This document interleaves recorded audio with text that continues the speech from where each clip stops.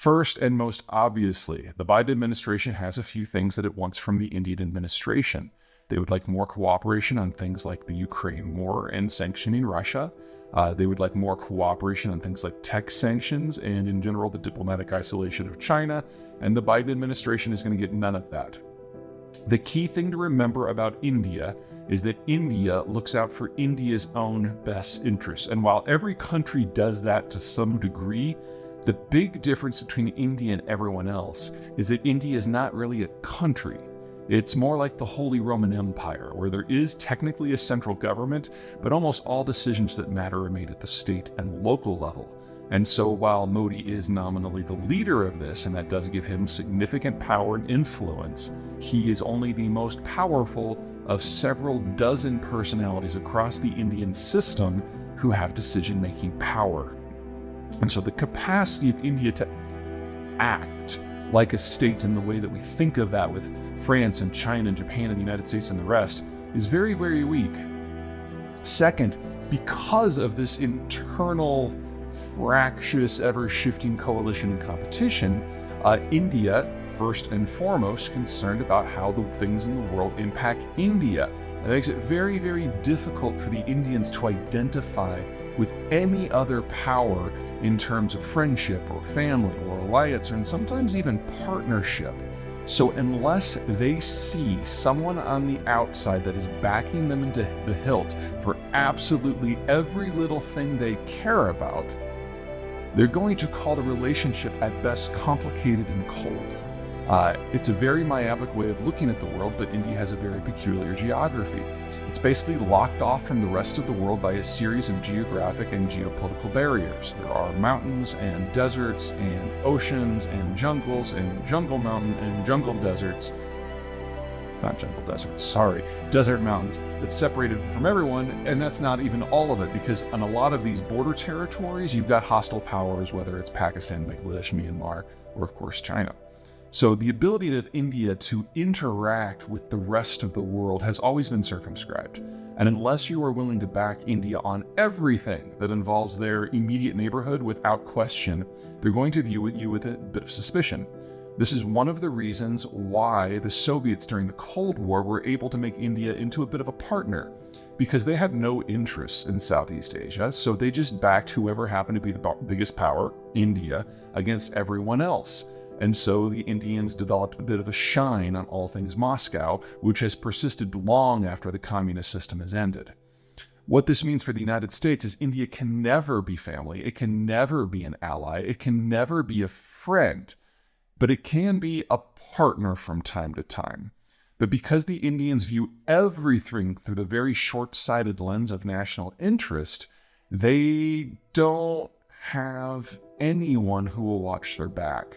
The Russians have proven they're not a reliable partner, and the Indians are backing away from their defense cooperation with them because the Indians now realize that the money that they've spent has been wasted, that the Russians can't maintain their own output. They're actually asking for some of the components back in order to support the war in Ukraine, and that the high-end works, like the BrahMos cruise missile, that's just not going to happen at all. And so the Indians, they're not dumb, they're short-sighted. There's a difference, and eventually you get to a certain point where they realize that now they would only be putting good money after bad, and that means the Russian partnership, if that's the right term, is now functionally over as well. India is also not going to help the United States in boxing in the Chinese because they have a hard time seeing past their own nose. And anything that reeks of American leadership, which obviously would be in play here, is something the Indians are going to reflexively recoil against. Now, does this mean that I think India is doomed? No, far from it. A couple big things to keep in mind. Number one, geography works both ways. India has a hard time projecting out, other powers have a hard time projecting in, especially on land.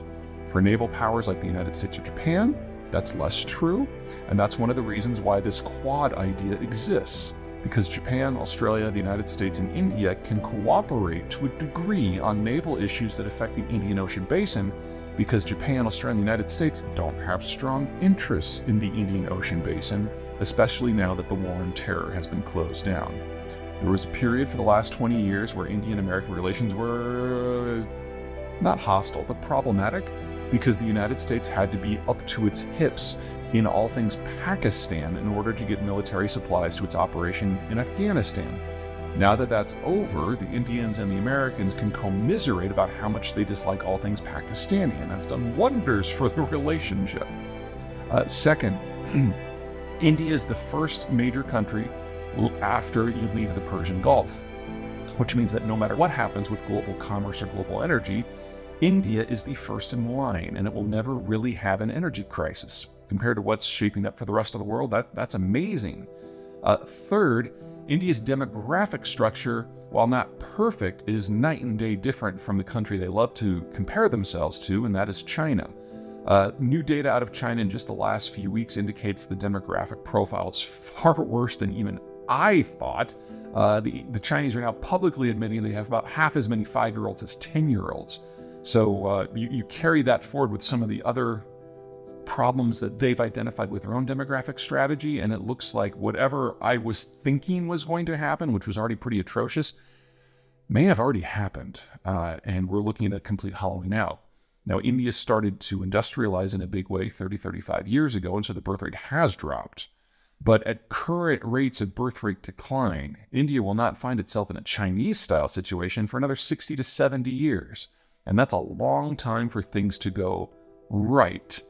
So India does have a demographic dividend. They've got a lot of young adults that had fewer children in the past. That generally spells an opportunity for a 20 to a 30-year consumption-driven growth opportunity. That's not without risk, but on the mechanics of it, the next couple of decades look great. And then the fourth, as the Chinese face problems, a lot of the manufactured goods that the world has been importing from the Chinese system are going to go away. Now, that means if countries still want stuff, they're going to have to build out their own networks to build that stuff themselves. That applies to India just as much as everywhere else, so we should expect to see a 2 to 3 decade industrial boom in the Indian space as well. Now, it will be different from what's happening in Mexico, because remember, India has no allies, no friends, and very few partners, and those partners are erratic.